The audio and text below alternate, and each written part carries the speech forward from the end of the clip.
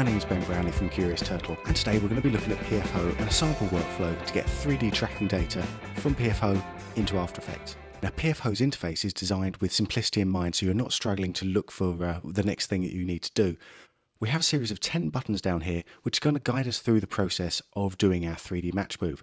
So let's click on load footage here, and what we have here with our load footage is a window showing our file structure, our folder structure along the left hand side here, and any available media we have in our chosen folder over here. And we can check these out in thumbnail view, list view, or full details view. I'm going to look at these in thumbnail view here, and we're going to be working with table 001. And this is a 1920 by 1080 movie, 29.97 frames a second. Now, even here we have the option of using a camera wizard to help us through the initial processes. And this is very useful to do for the first few times as you're getting to grips with what the product does. Now, the first question that comes up is asking us how the camera's moving. Now, this can be either free motion with a freely moving camera, or in this case, a camera on a crane. Little mini crane shot there.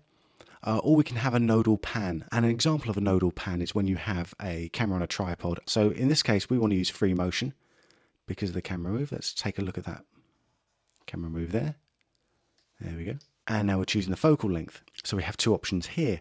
Yes, the camera's zooming, so we have a variable focal length, or no, the camera's not zooming, so we have a constant focal length. Well, the camera doesn't zoom in this shot, so I'm going to write no here. And those are the only two questions the wizard asks.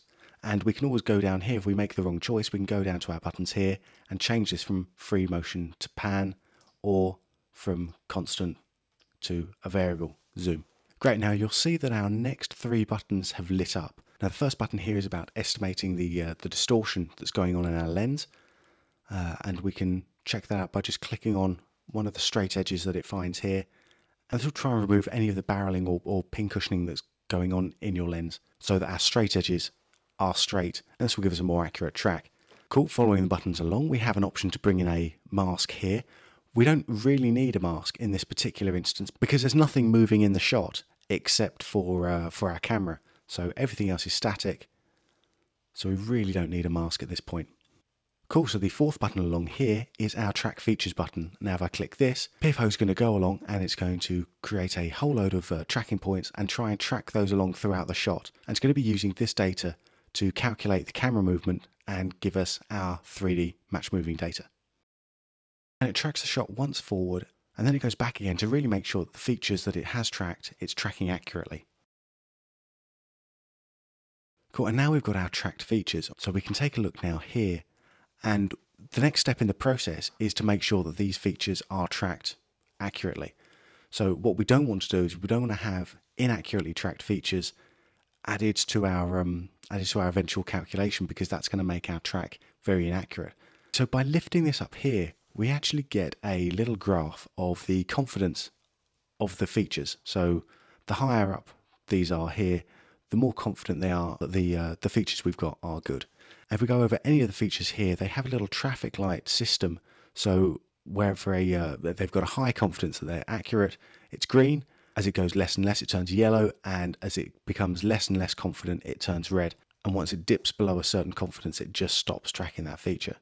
Cool, so I'm just going to hold the Alt key down and zoom in a little bit, and then hold the Shift key down, click and drag around to pan those about. So what I want to have a look at now is I just want to focus on a few of these tracks on this chair leg here. Now these features are actually quite tricky to track, because what's going on here is that there isn't really much difference along the length of the leg. So if we have a look at this particular point here, you can see that it's slipping down and not tracking accurately. The same with this one here. So what we can do is we can just select those by clicking and drawing a shape around it, and then just hitting backspace. And now that takes those out of the equation here, and we can do that with a lot of the other points here as well. This one here, for example, wherever we see a tracking point just shifting along where it shouldn't be shifting, these ones should be, all of our tracking features should remain stuck to the feature that they're tracking. If they're not, then we'll get rid of it. Now, one thing to be aware of here is that some of the features only appear on certain frames. So you need to make sure that you go through your footage quite well and just make sure that you don't have any stray features on frames that you aren't currently looking at. Now I really want to emphasize how important this stage is, so it is worth taking a bit of time just to make sure that our features are as accurate as possible. We don't want to stray one or stray few features throwing off our calculation. And it can be quite tricky to take a look at all of these and sort of focus on all of these at once. So what I would recommend doing is sort of taking a zonal approach and sort of concentrating on one area of the footage first. And then once you've done that, then working through on another section of the footage. Alright, cool. Now we've thinned out the herd a little bit. It's time to move on to our next stage, which is estimating the focal length and scene orientation. Now this is actually quite a smart way of automatically trying to orient the scene. And what it gives you is a little 3D box. So what we can do is we can drag this over and try to fit the corners of our box along to some known markers. So for example here we can zoom in to the window and we have a little bit of wall that's sticking out. So if I move my box over to the edges, so see here, I'm going to try to match us along to this round of bricks here. Actually maybe the layer below. And this should give us a sort of rough scene orientation here. So the lines of our floor should be matching up. And if they're not quite doing that, then we can come in and tweak this. Now we can also tweak this a bit later as well, but it's important that we get this accurate as we can here to save us a bit of time when we start to move further on into the process. And of course it's always very important that we have our orientation sorted out before we export our data. So once we've done that, we click on the next process button here, which is the one that actually does the calculation. So this will then run through and do the camera solve.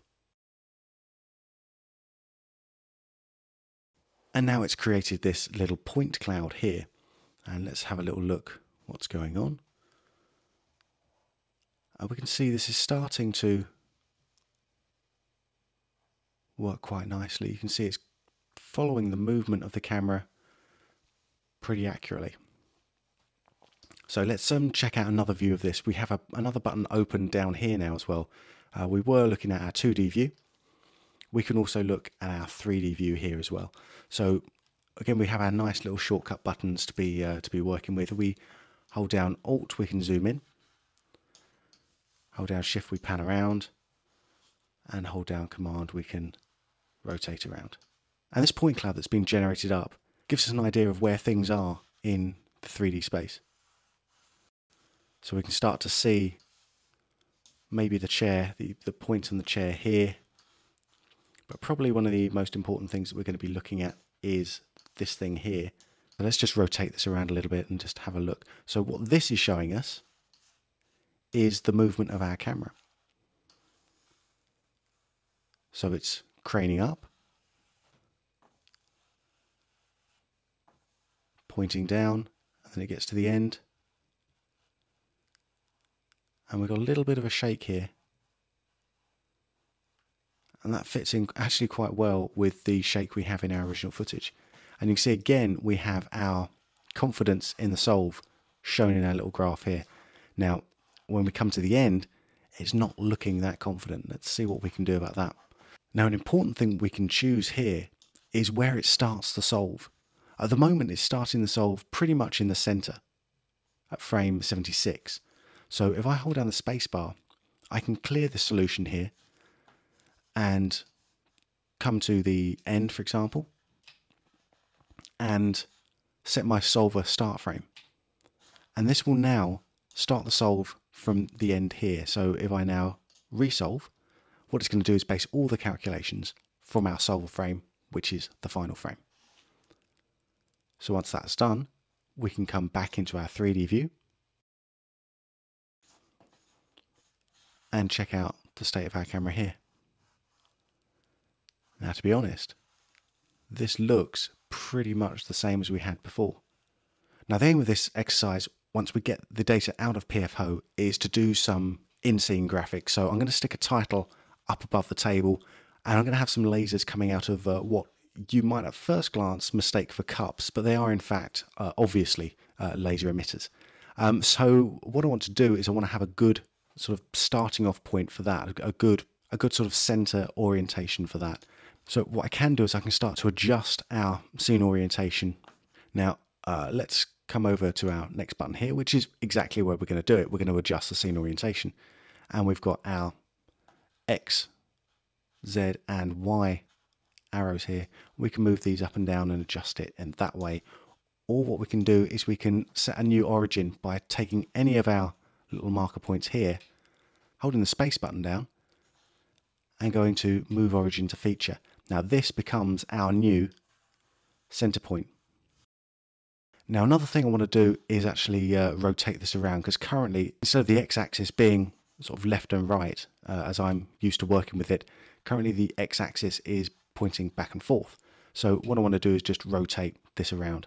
So I can click on my rotate ground plane here, come in and just rotate that around so that exactly 90 degrees. Well, it's close to 90 degrees I want to take it. And now our x-axis is now pointing, so it's working left and right, and our z is working in and out of the scene, which is how I want to work with it. Cool. Another thing that I can do, I can add additional features if I want to. So for example, if I needed specific points to go out that our 3D artist could track later on in the process, I can track a specific point, a specific feature. Let's actually do that. Let's go back in. Let's go into our track additional features here. Press spacebar, add a new feature, and let's track this card here, for example. Track that forwards. Track it backwards. There we go, and solve that feature there. And I can see that it is slipping a little bit, so I can see that our camera solve isn't 100%. But for the sake of this tutorial, it's going to be good enough to get us to the next stage where we need it to go to. Just so you know that if you do find user features slipping in this way, or in fact any of the features that we have, let's click on this to go back to our regular features again. If you see any of the features slipping from where they should be, that's a sign that the camera solve isn't 100% accurate, and you might need to go back and start tweaking things up again. So what we can also do is we can improve the solution using some of our user features and see what we're getting out there. Now we're coming towards the end of our buttons here, so what we can do is export the undistorted footage. So if you remember, right, the first thing we did basically was come in and we undistorted our footage at this point. We can export out this undistorted footage here, and we'll call this tabletop, into either a QuickTime Movie or an image sequence. I'm just going to use QuickTime Movie for the sake of convenience here. And this means we can start working on undistorted plates in the compositing stage. We can do a redistortion if we need to get the footage back to where it was at the beginning. But only this time with the additional titles or 3D graphics that we've inserted, also sharing that same distortion.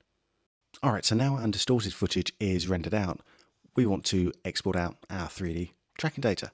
So if I just export out that now, all of these features here are going to come with us. So we're going to have tons and tons of null objects that we actually don't really have a need for. What I'm going to do is I'm going to come in and I'm going to delete pretty much most of these here. I'm going to save a few objects that are in strategic places. So by simplifying all of this stuff at this point now, we're going to have a much easier time of it juggling our data in After Effects. Cool, so from all the features that we had to begin with, we now have only a handful.